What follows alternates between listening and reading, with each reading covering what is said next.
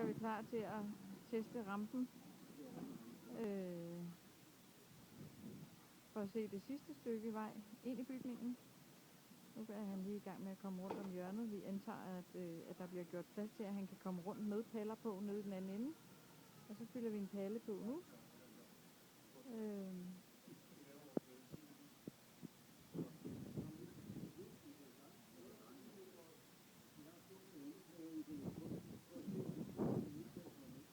Så lægger vi pallen på. Kameraet ruller, så I kan bare...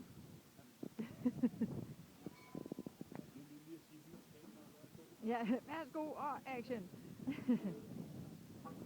Så. Og det er for aflastning af dørtrinet, eller hvad er det?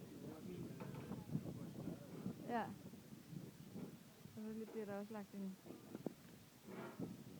plade på herinde. Og herude.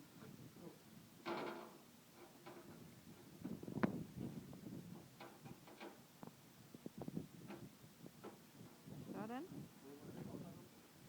Så ser vi, hvordan det går med at komme rundt.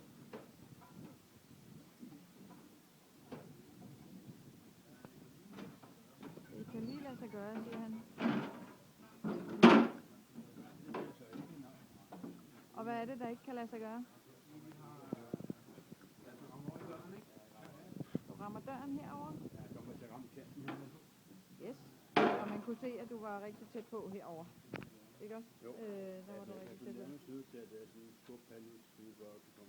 Ja, så det vil sige, at den er i virkeligheden også for trang.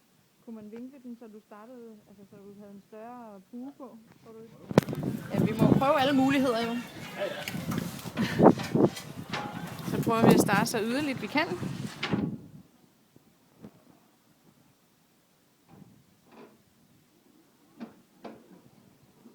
Og hvad sker der så?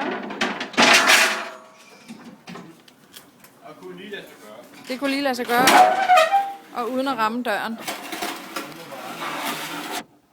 Og det her med de der plader der, det er jo bare en midlertidig løsning, eller vil det? Ja, så det var ikke det, man ville regne med, der var løsningen.